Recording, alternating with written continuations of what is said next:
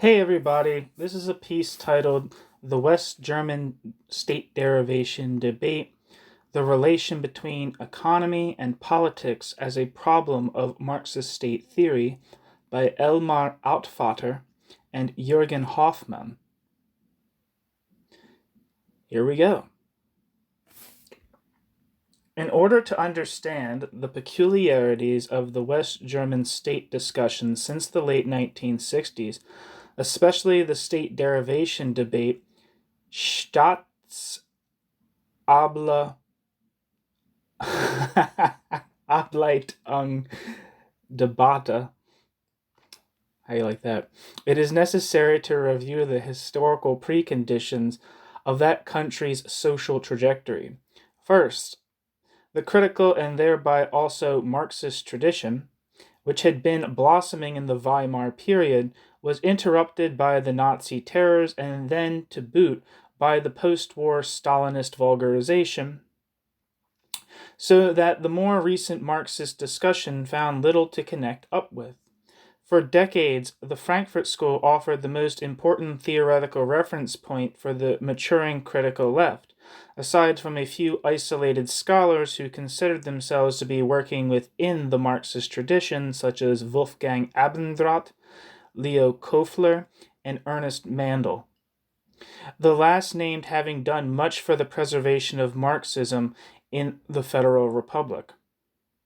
Second, West Germany did not live up to the many leftist predictions of economic collapse and progressive impoverishment.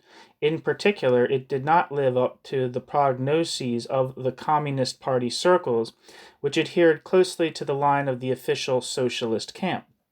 Instead, West German society experienced a, quote, economic miracle in the 1950s and 1960s.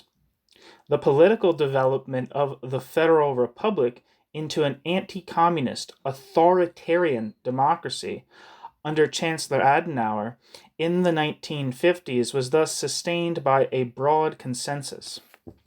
This consensus made possible the marginalization, indeed criminalization, of the left, best expressed in the outlawing of the Communist Party in 1956. Third, in the course of these events, the Social Democrats, the SPD, adjusted to the demands of restoration, an adjustment consummated in the famous Bad Godesberg term of 1959. Yet this adjustment was a thoroughly active one in the sense that they developed a distinctive political project of, quote, domestic reform, end quote, coupled with detente in foreign affairs, Brandt's Ostpolitik. I guess that's, I believe Ostpolitik would be East politic. Not sure. After a long period of neoliberal economic policy, they put forth what might be called an enlightened Keynesianism, geared towards full employment and redistribution of income for the benefit of the broad masses. Fourth, these three factors not only had decisive influence on West German social theory from left to right, but starting in 1965/1966, also served as the political point of departure and frame of reference for the student movement. The latter, in turn, was to become the nucleus for the renewal of Marxist theory. Its experience with a praxis of social change had a decisive effect on the state discussion and, not least importantly, served to focus the general theoretical debate of the left, specifically on the state itself. 1. The historical context of the state discussion. Fascism ended critical discussion in Germany. From then on, the dialogue among German exiles about the Marxist legacy was shaped strongly by the theoretical and political ambiance of the countries in which these scholars and politicians were forced to emigrate. This was as much true for the development of, quote, critical theory by the members of the Frankfurt Institute for Social Research, who largely fled to the U.S. after 1933, as it was for the consolidation of so-called revisionist currents within social democracy in exile, heavily influenced by the Swedish and English experiences, as indeed it also was for the elaboration of the theory of state monopoly capitalism, or Stamokap, by the Communist Party in exile. In the early years after the founding of the Federal Republic, none of these three theoretical groups was able to achieve significant political power. Furthermore, as the Federal Republic developed and the apolitical euphoria of the economic miracle increased, the social importance of all varieties of Marxist theory decreased. Irrespective of quality, they could thus be characterized as unscientific, ideological, even, quote, inimical to the Constitution, end quote. This process, which theoretical, quote, loners, end quote, like Abendroth, Mandel, and the returning members of the Frankfurt Institute were unable to prevent, can be traced in part to the political eradication of the workers' movement under fascism.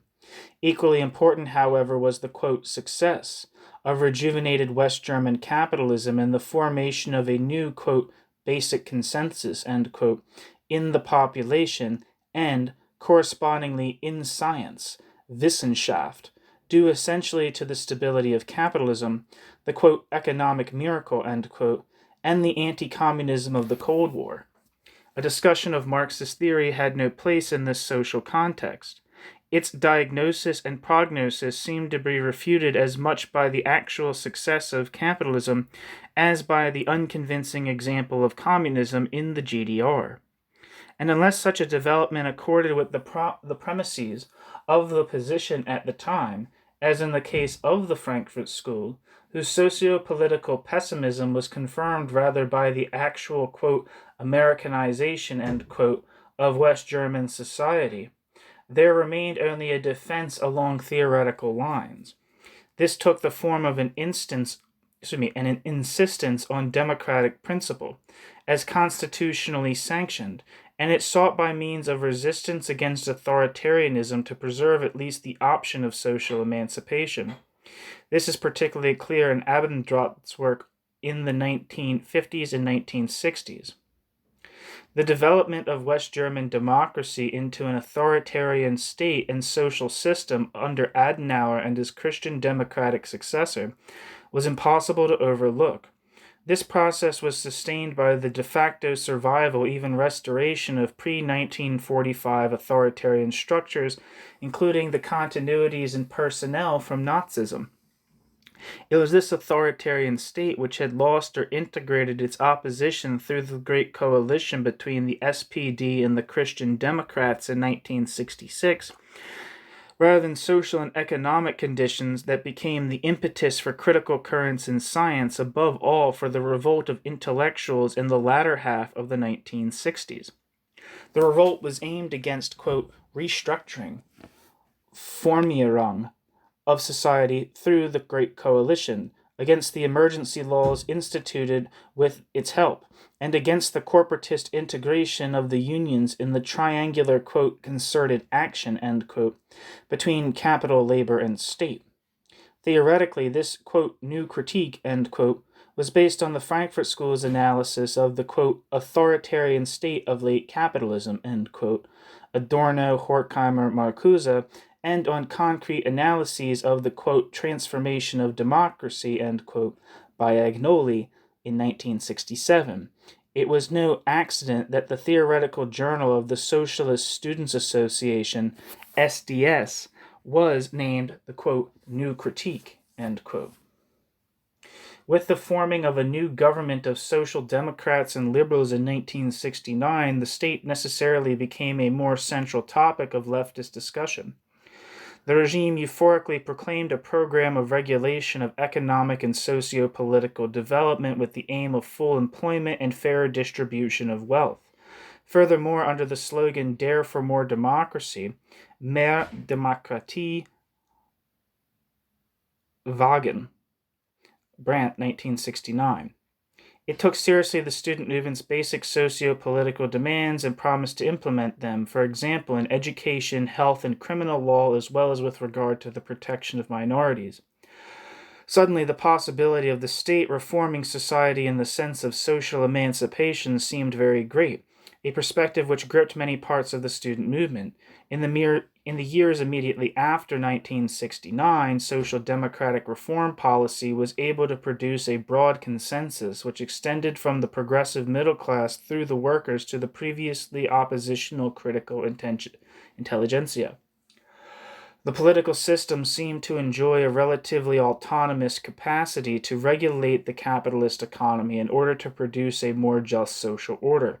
Economic crises seemed finally relegated to the past. Anti-cyclical management of effective demand was to transform, quote, growth cycles, end quote, into balanced growth with full employment and price stability. I believe anti-cyclical management is when, in good times, you increase the tax rate and decrease public spending, and then in slump times, you increase public spending and decrease taxes in order to stimulate the economy again. I believe that's the basic principle of Keynesian anti-cyclical policy, but don't quote me on that. These ideas were not only present in mass consciousness in the rhetoric of the social democrats and the unions, and in the self-conception of the political class, they were also theoretically formulated within political crisis theory. Most importantly by Jürgen Habermas and Klaus Offe, who thus served as a challenge to Marxian and Marxist theory. The whole framework must be taken into account when one assesses the significance of the state derivation debate.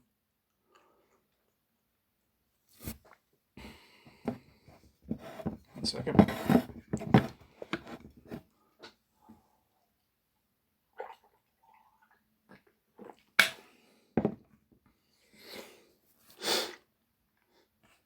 Section 2. Approaches to the reconstruction of the critique of political economy.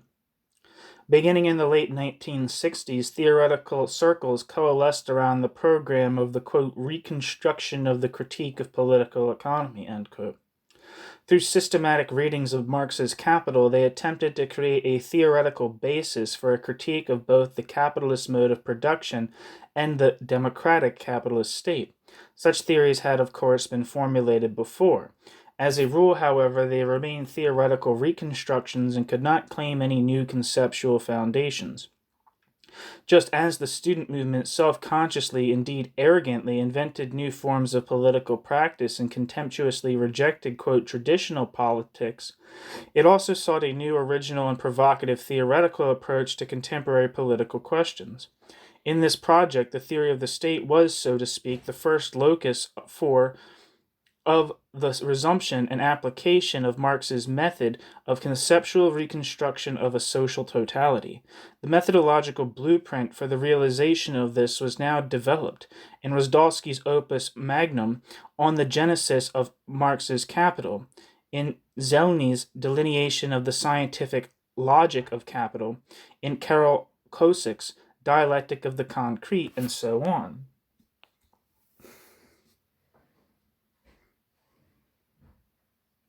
After 1970, along with the project of conceptually reconstructing the reality of bourgeois society, the Marxist state debate set itself a dual task to formulate theoretically grounded and politically meaningful alternatives to the extreme left's concept of the state.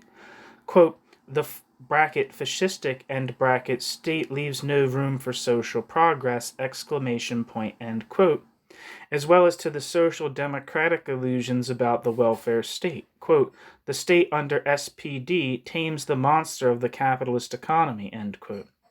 Ultimately, the determining factor in both positions was an incorrect understanding of the relation between economy and politics in bourgeois society, an understanding based on the second tradition of the, quote, revisionist separation, end quote, of these two areas in the Second and Third International. The contribution by Wolfgang Müller and Christel Neuhaus, which in 1970 opened up the state debate, bore the programmatic title, The Welfare State Illusion, Sozialstaatsableitungsdebatte, illusion. And the contradiction between wage labor and capital, end quote. I believe that essay is on the YouTube channel because it was included in the State Debate book edited by John Holloway. The essay attempted to formulate a theoretically stringent critique of what was called revisionist understandings of the state. The two authors evaluated diverse, indeed contrary positions such as the social democratic theory of state and capitalism in the Weimar Republic, the theory of state monopoly capitalism, and the political crisis theory of Habermas and Offa. They found all these theories trapped in welfare state illusions and thus revisionist. The state in bourgeois society, they agreed, does not have the ability, Handlungskompetenz, to avoid crisis tendencies, or even to channel these into systematically safe areas by the use of successful intervention in the social process. The state, on the contrary, is doubly limited as an interventionist state. It is forced to respect the conditions of capital accumulation. As a welfare state, Sozialstaat, it will implement measures to redistribute income and wealth in the interest of the working class, even against the resistance of individual capital. Measures, quote, forced upon it, end quote, through class confrontations. But that will only create new general conditions for the production of surplus value, along with new accumulation possibilities. Thus, if the state attempts to limit the conditions of surplus value production, for instance through social policy, it immediately creates new ones. The state's latitude to act is therefore substantially less than the, quote, revisionists, end quote, assume. Given this insight, conspiracy theories or investigations of the personal influence of capital and capitalist on politics, politique, as exemplified by the propagandistic versions of the state monopoly capitalism literature in the GDR, or by Willy Brandt's 1969 book, The State in Capitalist Society, are theoretically untenable and politically problematic. Müller and Neusses refer to Marx's discussion of the process of capitalist reproduction in Part 3 of Capital 2 for evidence of the limits to redistribution, and to his account of the introduction of the 10-hour day in the 8th chapter of Capital Volume 1 for proof of what Bernhard Blanke would later, in 1978, describe as the, quote, functional ambivalence of reformism, end quote. The shorter workday merely limits the production of absolute surplus value by limiting extensive prolongation of labor time. Simultaneously, however, political and economic pressure to produce the technological and labor organizational foundations for production of relative surplus value increases. The welfare state remains subject, therefore, to the conditions of surplus value production even when it attempts to bring about its modification. The result, then, is only a thrust toward modernization, which ultimately benefits capital in the competition between nation-states, and which guarantees by means of institutional mechanisms the, quote, passive integration, end quote, of the working class. Quote, transformism, end quote, as Gramsci called it, would be impossible without the institutional system of the welfare state. In this approach, as in other contributions to the derivation debate, the crux remains the structural limits of state activity, beyond the level of personal influence. These are determined by the laws of capital reproduction. Each of the different approaches within this debate examines Marx's depiction of the form and content of capitalist reproduction in order theoretically to reconstruct the form of the bourgeois state in precisely specifiable derivational steps. The form and function of the state is hence drawn from the, quote, development of the general concept of capital, end quote. With explicit reference to the, quote, system of the critique of political economy, end quote, the state derivation debate accorded a central role to the question of the form of the state. This approach was in no way new, but it had been buried by state theorizations within legal theory, Staatsrechtslehre. Within the critical theory of the Frankfurt School and within the Marxist state definitions coming out of Lenin's State and Revolution. Legal scholars essentially understood the state in terms of its boundaries, Abgrenzung, that is, its, quote, sovereignty, end quote, from or with respect to society. In the configuration of the bourgeois constitutional state, which Althusser called a, quote, legal illusion, illusion,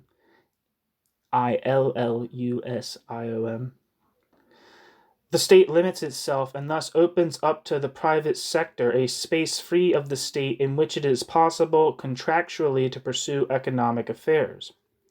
However, friction arises when the, quote, modern, quote, socio-industrial, end quote, state develops into a social constitutional state, which no longer merely defines the rules of the game with general laws and assumes the role of arbiter in disputes, but also intervenes purposefully in society.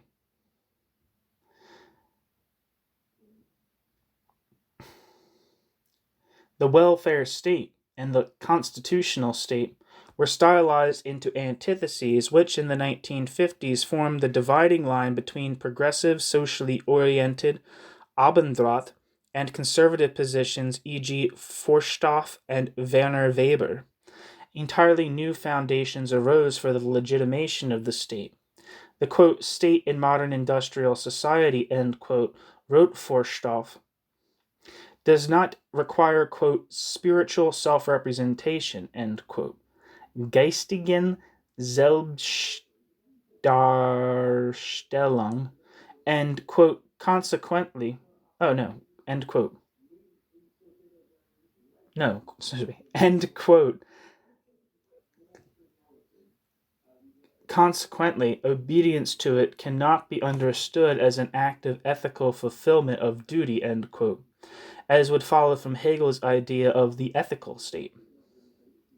In this view, a rational orientation toward industrial society's mode of functioning defines the, quote, mentality in state and society, end quote, Forsthoff, 1971.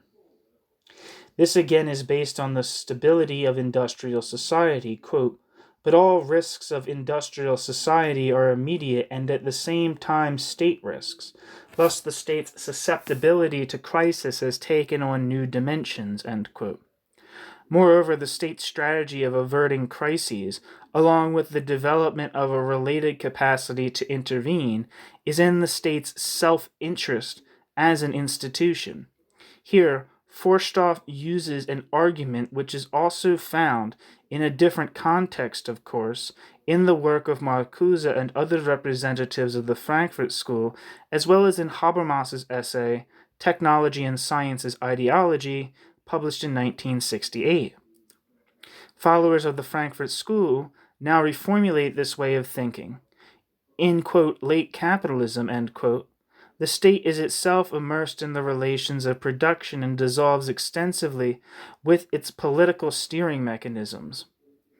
Medien der politischen Steuerung, the exchange system of the market.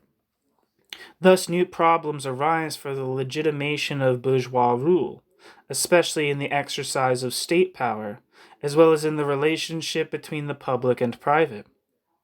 This line of thought led Horkheimer to postulate the inevitability of the authoritarian state, thus articulating fears of the 1930s which had already been theoretically founded during the Weimar Republic by Hermann Heller and Otto Kirchheimer, among others. For Alpha and Habermas, however, the late capitalist politicization of all spheres of life shifts the problem of legitimation onto the political administrative system, which must use its management resources to stabilize the economy by avoiding crises, guarantee military security, implement foreign policy, and organize mass loyalty. Forsthoff speaks in this context of the, quote, performance state, end quote, Leistungsstaat, in the certainty that all state duties will be executed. For Alpha and Habermas, on the other hand, systemic contradictions can only precipitate crises in the form of political crises. proceeding from the thesis that the modern interventionist state can fundamentally regulate economic crises, and that, given the, quote, imperative to avert crises, end quote, alpha, the state actually is able to do this. They conclude that the suppressed possibility of economic crisis would translate into a political crisis, essentially a legitimation crisis. However, the, quote, self-interest of the state, end quote, alpha, 1975, leads the political system to bring about social reforms precisely to the extent that these strengthen the conditions upon which its existence is based. According to Habermas, the decisive task is to deal with, quote, minor, end quote, crises in the economic system through the mobilization of, quote, self-adaptive mechanisms, end quote, in order to prevent, quote, major, end quote, crises which would threaten the existence of society. As Esser in 1975 remarks, the theory of the state thus becomes a theory of political crisis. The presupposition is always that capitalist society has undergone a transformation process, projected in stage theory manner and not sufficiently grounded by Alpha or Habermas, from competitive capitalism, in which legitimacy can be generated through the market's exchange network, to, quote, late capitalism, or the monopoly stage of capitalism, which entails extreme politicization of all areas of the system and life world as a result of the, quote, state-permeated, end quote, Durchstaatlichen, Karl Renner, dissolution of the conduits of exchange. I believe Karl Renner was one of the main people involved with the Austrian Social Democratic Party and was a, believe, pretty prominent theorist in Austro-Marxism, but I'm not exactly sure about that.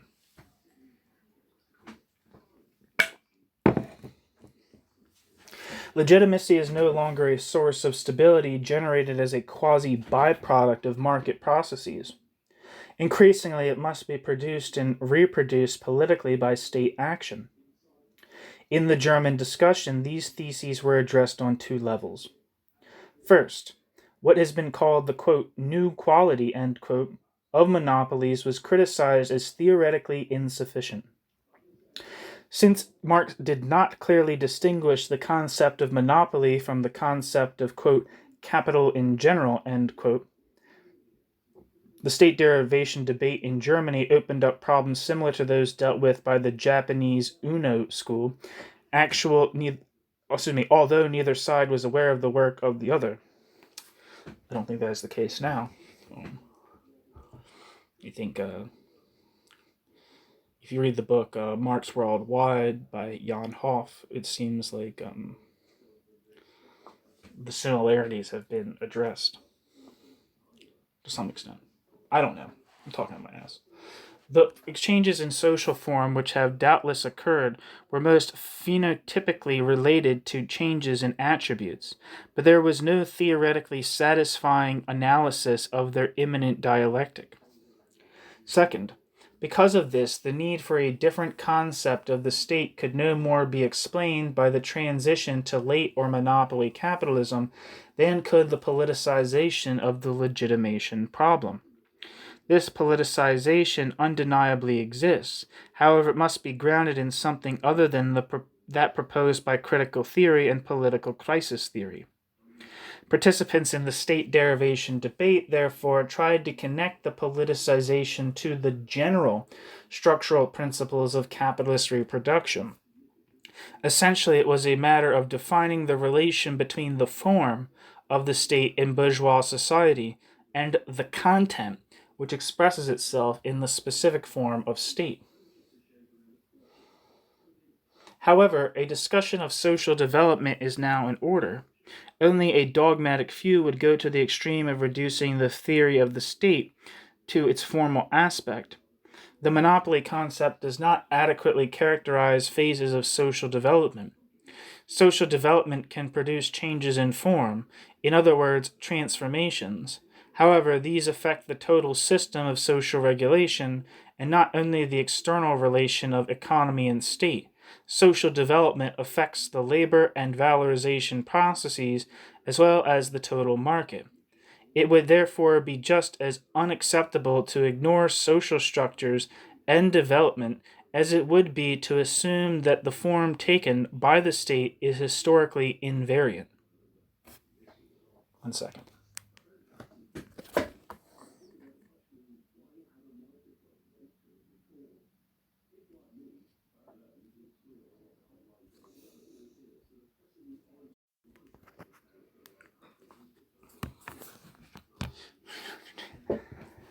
All right, section 3. Approaches to the theory of the state in the, quote, derivation debate, end quote. Rather than giving a chronological account of the contributions to the debate, it seems preferable to break them down systematically. The question of the general form of the bourgeois state refers to the material value contradiction in the societalization process, or the form-content mediation, the dynamic of which produces the specific separation of an instance, which must constitute itself beyond the exchange network. This raises Paschukanis', quote, classical question, end quote, of 1929. Quote, why does class domination not remain that which it is, i.e., the effective subjugation of one part of the population by the other? Why does class domination assume the form of official state domination, or in other words, why is the apparatus of state force not created as the private apparatus of the ruling class? Why does the apparatus of state force split off from the ruling class and assume the form of an impersonal apparatus of public power detached from society, end quote?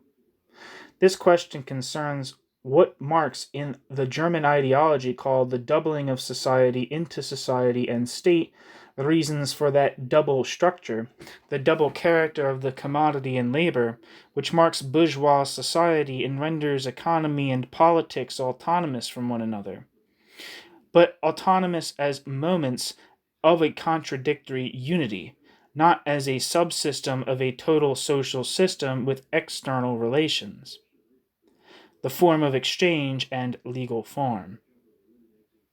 In the second chapter of Capital Volume 1, Marx asked, how can it be ensured that the commodities to be exchanged can be brought to the market at all? And how can the, quote, owner of the commodity, end quote, make the greatest possible profit, thus taking advantage of the other, while at the same time the principle of equivalent exchange is formally guaranteed? Das Prinzip des Äquivalententausches. The answer, there is a legal relation formed between the subjects of exchange, which corresponds to the economic principle of equivalence. It can be nothing but a legal relation, since the only thing that brings together the subjects of exchange is the interest in exchanging their own commodities for other commodities which have use value for them. Relations of exchange duplicate themselves in contractual relations. Legal relations arise from economic relations, and the legal relations must be, quote, set and above all monitored. There must be sanctions against violating legal relations. This authority, Gewalt, again, cannot lie with those who carry out the exchange, since their interest is one-sided. It must be delegated, so to speak, to a neutral authority, or usurped by authority, insofar as one already exists. The assumption that the sanctioning authority can be delegated is fundamental to the early bourgeois contract theorists and is most clearly discussed by Jean-Jacques Rousseau. The thesis of usurpation is explicit or implicit in those approaches which understand the emergence of the bourgeois political system as a result of the transformation of the feudal state in Europe. Gerstenberger in 1973 stresses this point, but also Perry Anderson in 1975. In this interpretation, therefore, the state to be, quote, derived has already long existed. However, its form changes with the process of social transformation. Is the state then to be regarded merely as an institution which sets the rules of the game and monitors adherence to them, as in current neoliberal theories? Property and appropriation. Blanke, Jürgens, Kastendiek in 1975, in perhaps their most systematic contribution to the derivation debate, make clear that among all the laws the state makes and guarantees, one is most prominent, that of property rights. As McPherson has shown, the early bourgeois theorists Hobbes and above all Locke understood this law in essentially formal terms. Marx was the first to clarify the connection between property and appropriation.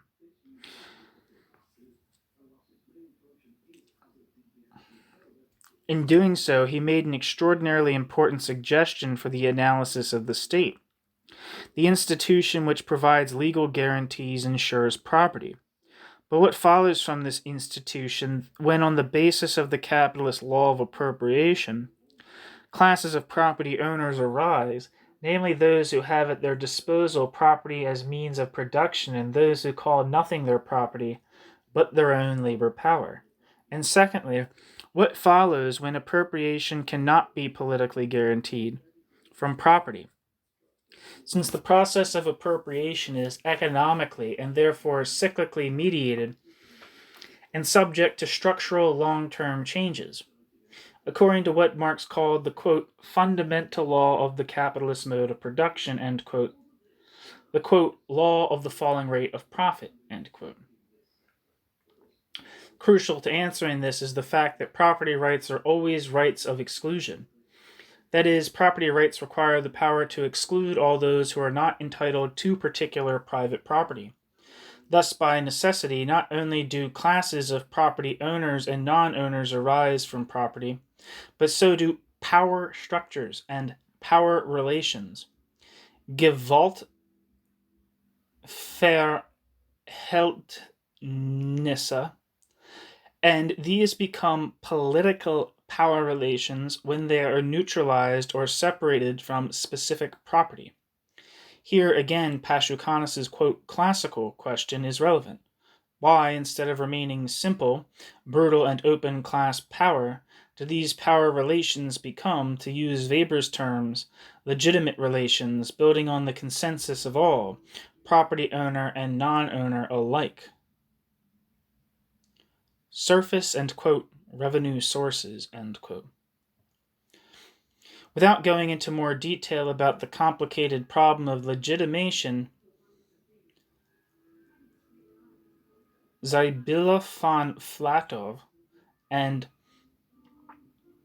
Frerk Huisken in 1973 attempted to answer this question in the context of the derivation debate.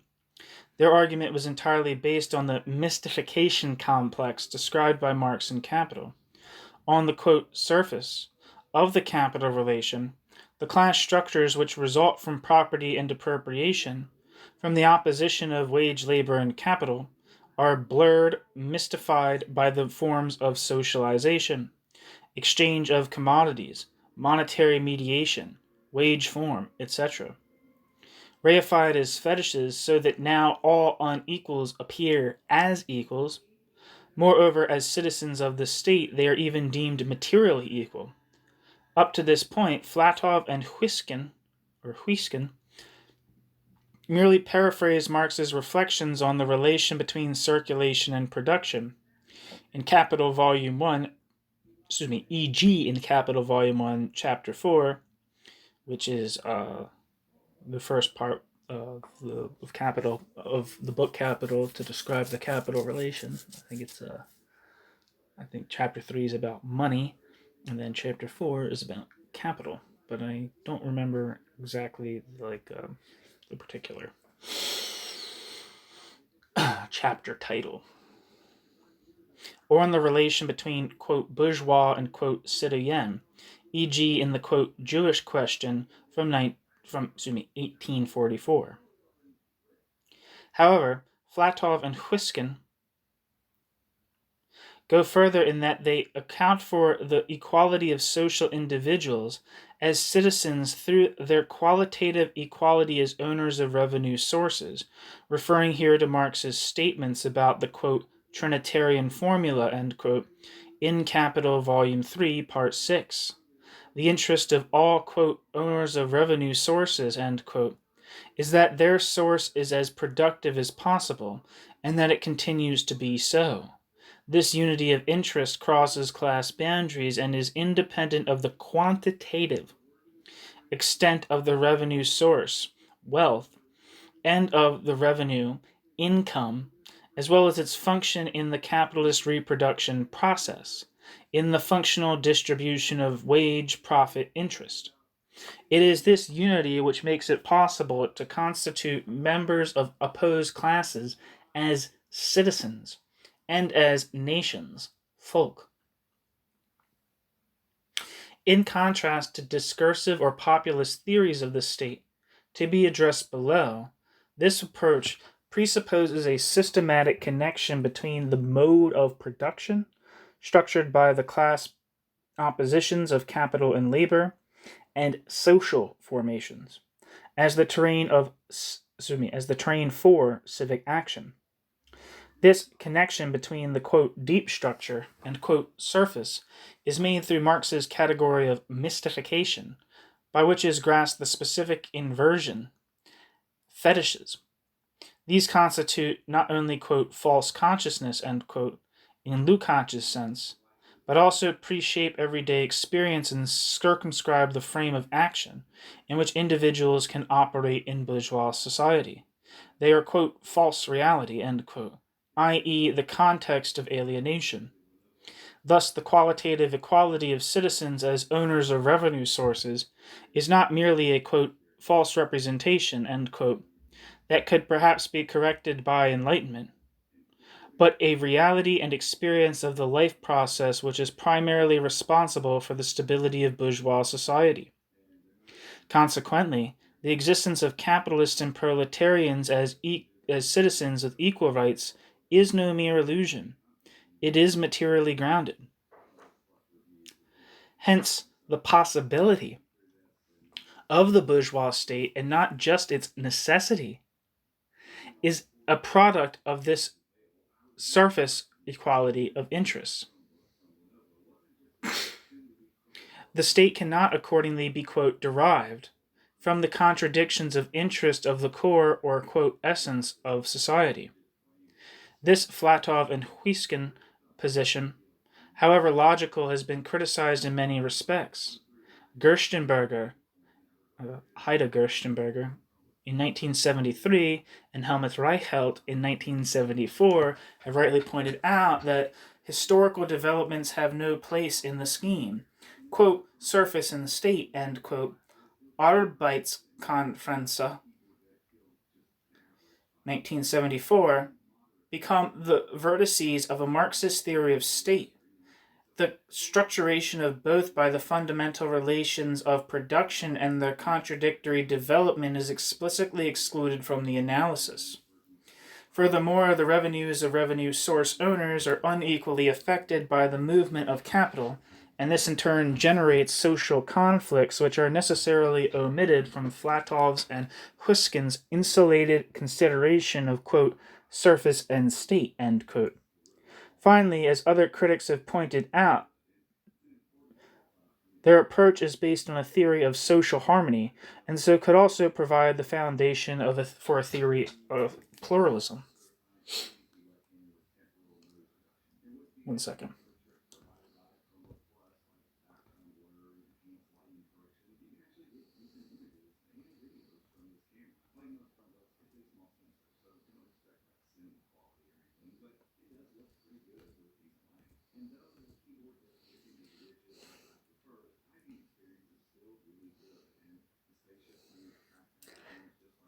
Class relations and capital reproduction. Yet we come back to the question posed above. What are the consequences of the capitalist form of appropriation, emanating from property rights for political relations in their institutionalized forms? A first important point is that appropriation by the owner of the means of production determines the exploitation of those who do not own the means of production, who, however, own the commodity of labor power. The form of exploitation as surplus value production gives rise to opposing interests. For instance, with regard to the length of the workday, an example taken up by Müller and Neusis in the aforementioned article and thus already discussed. Here it is enough to note that in this approach the state is not considered the agent of collective interest, as in Flatov and Huysken's work, but rather as an institution which regulates conflicts. Bernhard Blanke, in 1978, extends this idea without explicit reference to Müller or Neusis, to argue that the state is no longer to be seen as a black box functioning according to social requirements of regulation, with rather the experience of social democracy and welfare state in mind. The quote, entry of the masses into the state, end quote, is considered. Here there is a link to the French discussion. The state with its multiplicity of institutions is understood as, quote, a field of class conflicts, end quote. Poulantzas, 1978. For if, quote, the, end quote, state, forced by social struggles, intervenes on behalf of those who depend on wages, for example, by limiting the work day, or, as the welfare state does, by compensation for the negative consequences of the population's subjugation under the factory system, then it is only logical for working class organizations to, quote, supervise, end quote, how the adopted forms are complied with. Since the welfare state, as it develops, assumes institutional forms, parastate institutions such as social insurance, labor exchange, public infrastructure arrangements, etc., it is obvious that working class organizations, quote, enter into, end quote, these arrangements and themselves undertake the implementation of reforms within the systemic possibilities. In this way, the class conflict is, quote, institutionalized, end quote, by, among other things, the accomplishment of the welfare state and the corresponding rights of participation of class and mass organizations. The form of the state is transformed through the contents of social conflicts and their dynamic. Moreover, on the very basis of these processes, the social conditions which frame appropriation, and hence exploitation, change. Marx analyzed the shortening of the workday as the historical occasion for the general transition from absolute to relative surplus value production. That is, the political reaction to the economic mechanism of appropriation provokes a restructuring of economy and politics and their relation to each other. The result is the, quote, functional ambivalence of reformism, end quote, emphasized by Blanke in 1978. This view, by contrast to Flatov and Huysken's, takes into account the social structure of conflict and is open to analysis of historical tendencies. The state and, quote, general conditions of production, end quote. Given the general functional requirements of capital valorization, the formation of the state as a separate agency may also be explained by the, quote, general conditions of production, end quote, which cannot be generated by individual capital but necessitates a, quote, ideal collective capitalist, end quote. Idealen Gesamtkapitalisten, to use Engels' phrase from Anti-Düring. Projekt Klassenanalyse Liza in 1973 advocated this approach in the typically polemic style of the time, the result was not particularly exciting. Because the conditions of production, e.g., the infrastructure or the overall legal framework, are general, they cannot be perceived by individuals, by individual capital, but only by an institution, quote, separated, end quote, from general tasks, namely the state. Here, the state is no longer derived by formal analysis, but tautologically defined in a quid pro quo manner. More ambitious, however, was Dieter Lepla's version in 1973, which likewise used the, quote, general conditions of production, end quote, to account for the necessity of the state as a separate institution alongside and outside of society. Referring to the few remarks on these conditions in Grundrisse, and also in Capital Volume 2, he manages to develop categorically the specific, quote, general conditions of production in capitalism, end quote, as distinct from the, quote, Asiatic mode of production, end quote, and simultaneously, if sketchily, to relate historical empirical investigations to the derivation. While Flatov and Huiskin tried to account for the possibility of the state, here the central issue is the necessity of the state, which is due to deficiencies in the societalization capacities of the capitalist mode of production. The state is functionally necessary in order to maintain the capitalist process of reproduction, that is, the system of capital valorization. The system becomes differentiated in response to functional gaps, which arise during the development process. Here, however, formal analysis must leave off in favor of functional analysis. 1 second.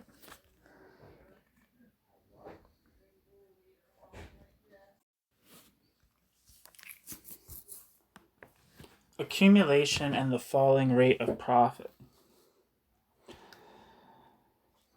At this point in the derivation debate, the next step is to deal explicitly with the historical tendency of capital valorization as it is expressed in what Marx called the, quote, most important law of the capitalist mode of production, end quote. That is, the fall of the average rate of profit. This law is extraordinarily important for the relation between economy and politics. Since the rights to property and appropriation can be politically guaranteed and still lose economic meaning, if capital valorization no longer succeeds as a result of the fall of the rate of profit, politics no longer primarily circumscribes the foundation of the economic order, but rather intervenes in economic processes. The transition from the, quote, politics of order to, quote, the politics of process, the liberal fall of man, is inscribed in the contradictoriness of the accumulation mechanism. Here is manifested the contradiction inherent in private property as capital between the state's formal guarantee of its existence and the economic tendencies of profit to erode during the accumulation process. Two things follow. On the one hand, in the course of accumulation, limits are set on state guarantees and political efforts at regulation. And, on the other hand, the political system must develop adaptive mechanisms so that it is capable of intervening politically on a repeated basis to help capital valorization along. For reasons embedded in the dynamic of capital accumulation, the state becomes the active economic factor in the process of reproduction. Altvater, in 1972, proposed a state derivation based on, quote, accumulation theory. He accounted for the necessity of the state in terms of the deficiencies of the structure of capital reproduction, as expressed in the tendency of the profit rate to fall. The state must take over or organize all these processes of production in the form of state enterprise or public services, which are indispensable because of the material context of reproduction. In other words, the use value aspect of the process of production, but which cannot be produced under conditions of individual calculation of capital valorization, since they either are unprofitable or would become unprofitable with the falling rate of profit. Here, in contrast to the tautological arguments of Projekt, Klassenanalyse, the concept of, quote, general conditions of production, end quote, acquires historical substance. It concerns aspects of the social process of reproduction which are materially necessary but unprofitable to produce privately. Insofar as the state now manages the unprofitable sectors of the social reproduction process itself, it contributes to retarding the fall of the rate of profit of private capital, or even to compensating for it in crises by a policy of, quote, socialization of losses, end quote. The, quote, accumulation theory approach, end quote, was further developed by Altvater, Hoffmann, Schuller, and Zemmler in 1974 and 1979 in the context of a historical analysis of the tendencies of capital accumulation in West Germany. The basic assumption was most clearly expressed in Blanca's 1977 and Hoffmann's 1977 conception of the, quote, adjustment of politics to the economy, end quote. Politics may be relatively autonomous with regard to the economy and its contradictory tendencies of development. However, ultimately, the contradictions and crises of the economic system are transposed into the political sphere and provoke adaptive processes, quote, adjustments, end quote, Anpassungsbewegungen, that is, institutional transformations. In political crisis theory, it is assumed that the shifting of economic crisis tendencies into the political system indicates that the state's interventionist strategy for avoiding crises has succeeded, and that in any case, with the, quote, end of economic crisis in the Keynesian state, the crisis would occur as a potentially overwhelming crisis of legitimation. In the, quote, accumulation theory approach, end quote, however, the Keynesian way of avoiding crises is viewed much more skeptically. For evidence from prosperous times, see Altvater in 1970, Hoffmann and Zemmler in 1972. As Blanca, Jürgens, and Kastendijk in 1974 explain, the state's potential to act does not only seem restricted by the systemic limit, the guarantee of property and capitalist appropriation, they are determined beforehand by the, quote, activity limit, end quote, of the state in any given society, which is marked by class and power structures historically specific to it. These cannot be defined independently of the development of the economy. Naturally, it must be taken into account that a, quote, merely economic crisis, in Habermas's sense, is a, quote, minor crisis, which does not raise any insoluble problems for the hegemonic system. Only as a political crisis, Berger 1981 talks here about, quote, interferences between economy and politics, does it endanger the existence of the system, because the foundations of the consensus, and thereby the loyalty of citizens, can be destroyed.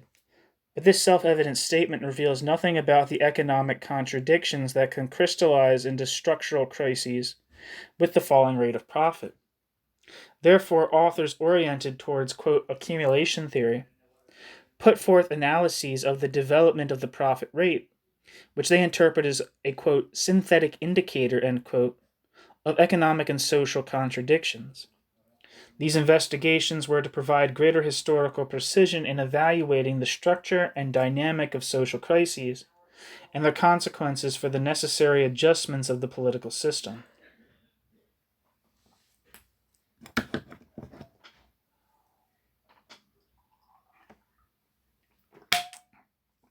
form and functions of the state. In this approach, certain tasks or functions are assigned to the state, or more generally the political system, within the social valorization context. Therewith zus amen hangs.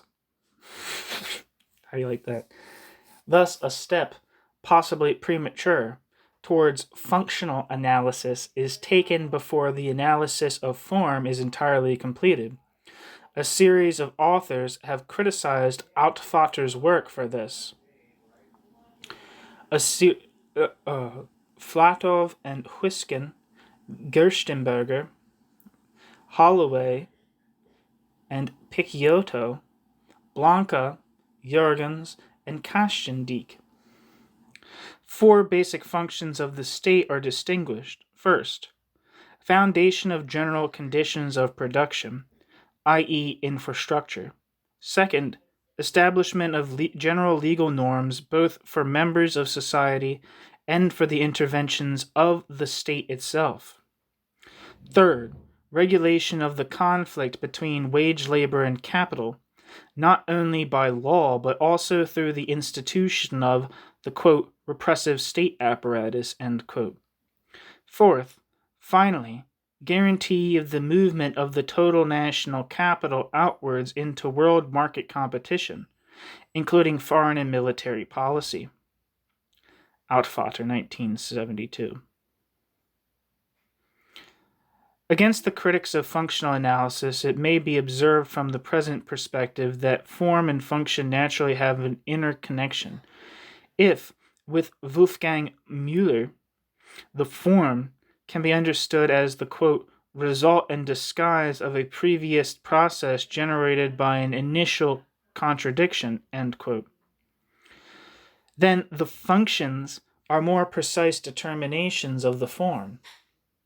This can be argued in analogy with Marx's analysis of money, where the derivation of the form of money from the commodity, capital 1, chapter 1, leads to the more precise determination of this form through its acquired functions.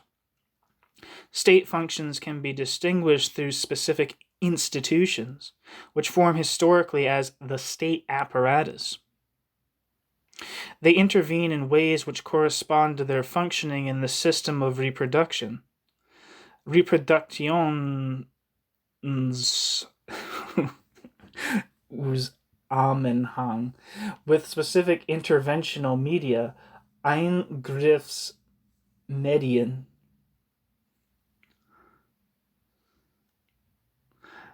Especially the media of law and money. See Blanca, Jürgens, Kastendijk, 1974. The form is defined only when the functions, institutions, and media of the state specific to society are clearly established. Only then is it clear why a specific content takes on the given form, and why, conversely, the bourgeois form of the state, structure and movement of bourgeois society, is adequate to the content. This is the only way to account for the, quote, structure of doubling, end quote, of bourgeois society into society and state, which has been addressed so many times, and which is implicitly or explicitly at the root of all state derivation approaches. State as field of class relations. Joachim Hirsch raised in several contributions in 1973, 76, and 77, initially within the standard derivation framework, economy and exchange, law and politics, the state as guarantor, Garantieeinsatz. The issues of the historical tendency of the falling rate of profit and capitalism's consequent susceptibility to crisis. In contrast to Altvater, Hirsch, and a research group from Frankfurt, von Auve, von Braunmühl, von Kappelleven, Engelhardt, Feuchtner, Gloda, Hirsch, Kuchler, Meyer, Wilker, Wolf, 1976, interpreted the falling rate of profit as the result of class struggles. With this assessment, he distanced himself from the economistic interpretations often found in the Marxist tradition.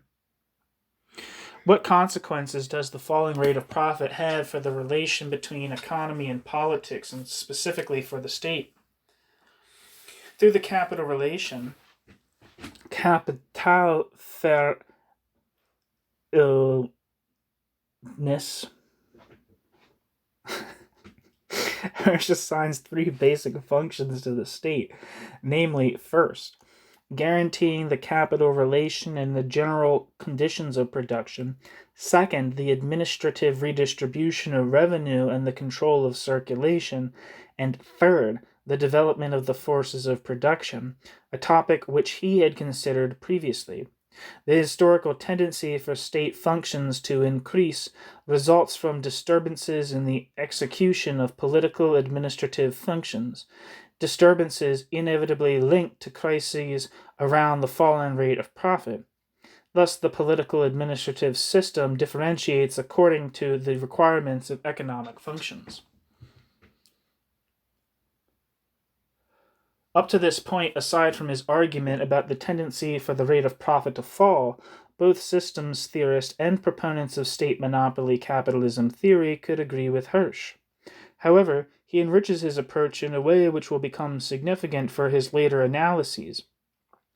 Since the falling rate of profit is a result of class struggles, the state can only counteract this tendency by reorganizing the social conditions of reproduction, and by doing so on a particularly fundamental level during structural crises of society.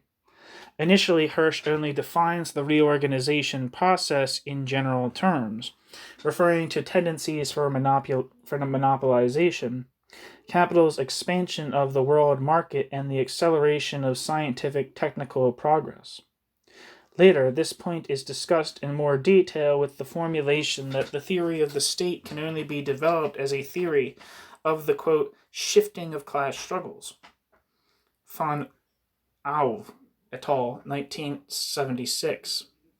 Referring explicitly to Gramsci, Althusser, and above all, Poulantzas, Hirsch also defines the state as the, quote, field of class relations, end quote.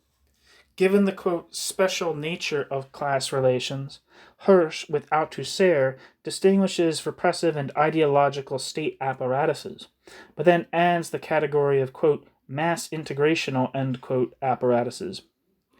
Massenintegrativen Apparate, whereas in Gramsci, quote, the Societa Politica, paralleling the repressive state apparatus, and the Societa Civile, corresponding to the ideological apparatuses, are understood as relations which are irreducible to, quote, apparatuses, since they also include immaterial institutions. In Althusser and then in Hirsch, the concept of, quote, apparatuses designates the, quote, institutional structure of the apparatus of bourgeois domination, end quote. Hirsch, 1976. Summary. In spite of isolated references, the, quote, derivation approach is linked neither to the Gramscian tradition, which has become important in Italy and in the Romance countries generally, nor, aside from a few exceptions, are there references to the works of Althusser and Poulantzas, who are widely read in Anglo-Saxon circles. Paradoxically, while the work never became more than nominally known in other countries and theoretical traditions, the very narrowness of the West German state derivation debate has been viewed as productive. Holloway and Picciotto in 1978, might be Picciotto, I don't know, I can't remember how to pronounce his name, refer to this in their introduction to the English version of the seminal text, Mueller and Neusis, of the debate, an article frequently abbreviated to the point of distortion. Given certain, quote, inadequacies in the theory of the state in Great Britain, they wish to, quote, underline the advances which bracket they end bracket feel the German discussion has made in the analysis of the state, end quote. For them, the essential contribution of the derivation debate was to thematize the problem of the form of the state before either empirically investigating power structures, Miliband, or engaging in ultimately fruitless debates about the primacy of economics or politics. For, quote, the distinction between the two tendencies, politicism versus economism, depends not on the starting point of the analysis, but on the conception of the social totality which underlies the analysis, end quote. Holloway and Picciotto. Beyond all the divergences and polemics, there was never any disagreement in the derivation debate that the issue was not the primacy of politics or economy, or of state or society, but rather how to grasp their separation in bourgeois society in terms of Marx's idea of capital. To this extent, Laclau's statement that the problem of the state in the, quote, capital logic school, end quote, is located within an, quote, economic frame of reference, end quote, which takes, quote, capital as the starting point of the derivation, would only be correct if it could be shown that capital is understood in an economistically abridged way. This naturally would be hard to do. Within the derivation debate, there was certainly a consensus that capital was understood as a social relation and not as a, quote, automatic economic subject, end quote. But the specifics of this theoretical construct were a sensitive point, a subject for different approaches and strident controversies.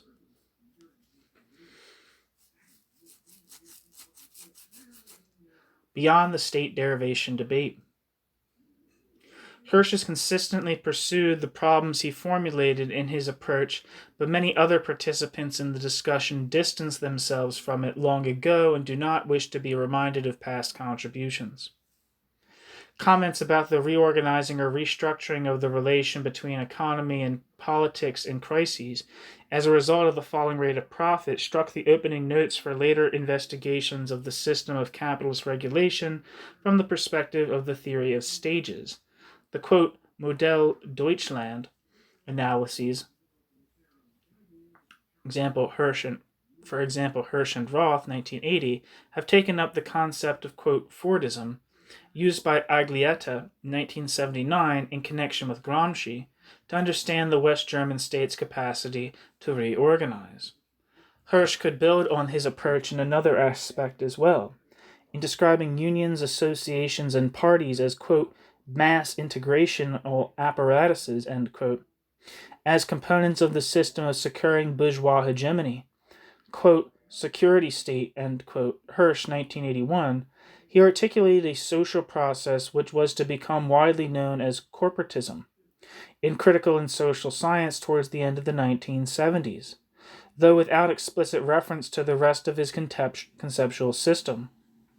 This is not surprising since the concept of corporatism is descriptive and cannot be used analytically even in refined approaches. While Hirsch's conceptual system, though only capable of describing social power structures systematically, remains entirely within the tradition of the state derivation debate, which sought to move beyond historical empirical investigations to a categorical definition of form.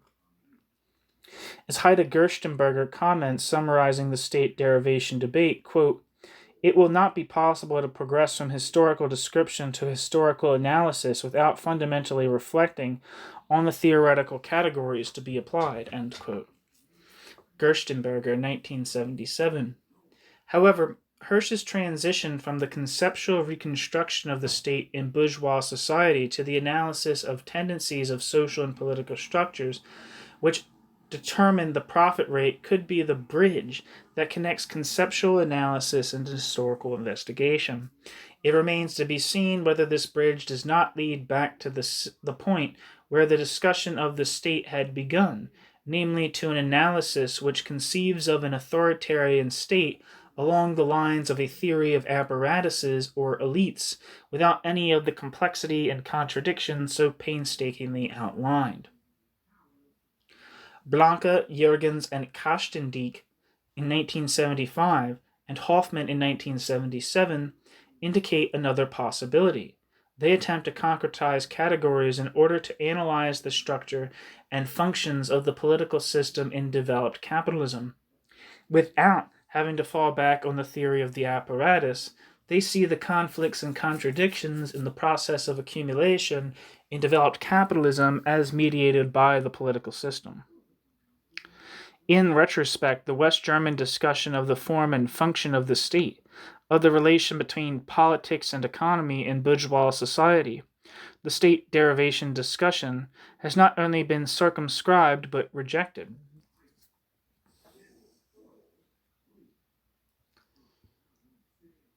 Critics have interpreted the concept of, quote, derivation as though the participants in the discussion were only concerned with deriving the complex reality of modern bourgeois society from the concept of capital.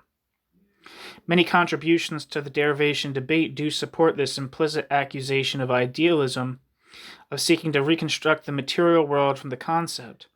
However, the criticism misses the purpose of the analysis of the form and function of the bourgeois state. The debate was an attempt to reconstruct conceptually the chaotic ensemble of social relations,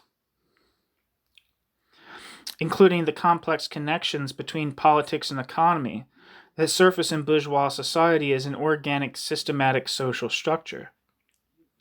This would be achieved by tracing these relations back to the simplest form of socialization and by, quote, rising from the abstract to the concrete, as Marx programmatically formulated it in the, quote, Grundrisse of 1857. To this extent, the debate is also empirical. There is still, of course, no theory of action. The limits of social democratic reform policy set forth in the discussion of this state became historical reality during the crisis-ridden developments after 1973, stagflation. Reform politics thus faced increasingly stark alternatives, either to push back politically the system limit of politics, private property, or to, quote, adjust to ever greater limits. With the failure of reform, the state discussion lost its privileged political, quote, object and came to a dead end. Concepts meant to overcome the limits of the system had no chance of political realization when advocated by a minority opposition. And the political failure for which they were destined was all the more painful, because it was not merely theoretical. When the economic boom ended in the crisis of the early 1970s, the air also went out of reform politics.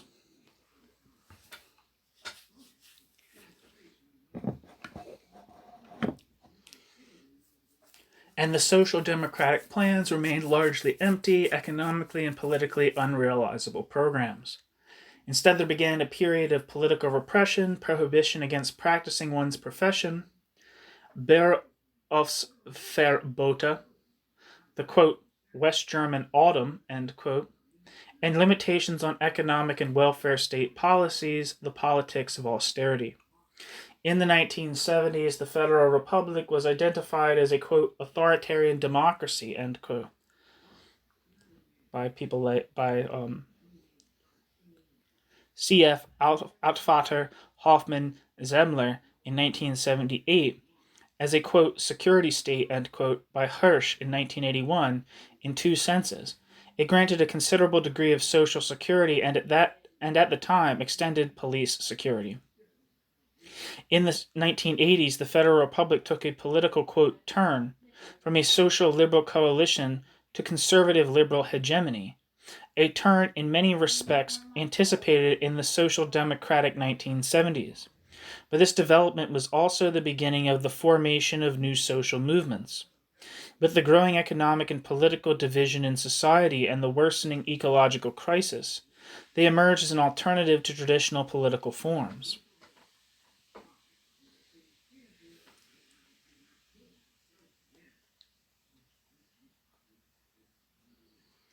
Here, not only a political but also a theoretical deficit in the derivation debate became apparent. Given the debate's level of abstraction, conceiving a politics capable of overcoming the system would have required an analysis of the social movements. However, references to this were very abstract. Furthermore, it was precisely these, quote, new social movements, end quote, e.g., the peace, ecology, and women's movements, which radically placed in question the dominant social forms. Working class organizations could not formulate this critique because, having been co opted, eingebannt, and remaining within the capitalist model of accumulation, they were compelled to observe the existing lines of compromise. The recognition of this was an essential result of the state derivation debate. However, the paradigm of, quote, capital logic did not allow for the fact that beyond class lines, new radical movements would arise, nor that these would in part be radically critical of society and pose new questions for the discussion of the state. For example, the problem of majority decisions about the uses of life-threatening technologies and the right to resist. The question raised by this alternative movement frequently have a great affinity with the, quote, old problematics of the state discussion. The newly posed question of the role of the welfare state, cf. Neusis in 1981, the discussions of an alternative economic policy beyond social democratic statism, the question of the chances of restructuring production to democratize the economy and achieve a system which meets needs, and the resistance to the potentially total control of citizenry by the state with the help of new communications and information technologies, etc. All these questions asked by the rapidly developing alternative movements return to old problems. At the same time, however, new answers have been formulated, answers clearly different from the classical slogans of the, quote, left, end quote, which have often turned into empty formulas, for instance, the demand for nationalization. For Marxist theory, the existence of the alternative movement is an unmistakable practical critique of the strategic shortcomings of the Marxist discussion. The lack of a conception of social change beyond the, quote, classical, status and class reductionist answers. These shortcomings became manifest at the end of the 1970s as the, quote, crisis of Marxism, which was hardly restricted to the Federal Republic. Althusser's, quote, proclamation of it in Venice in 1976 comes to mind. In any case, it is clear that formal determination is not enough for strategic planning. It was not simply the boredom induced by verbose polemics that ended the state derivation debate sometime in the mid-1970s. The real reason concerned the unambiguous limits of the analysis of the form of the bourgeois state. But was it therefore wrong to venture into formal analysis to seek a map of its coordinates? The answer is clear. Certainly not. For even if many aspects of the relation of state and society are obscured by the analysis of form, recourse to it is necessary in order to answer a question which is always contemporary.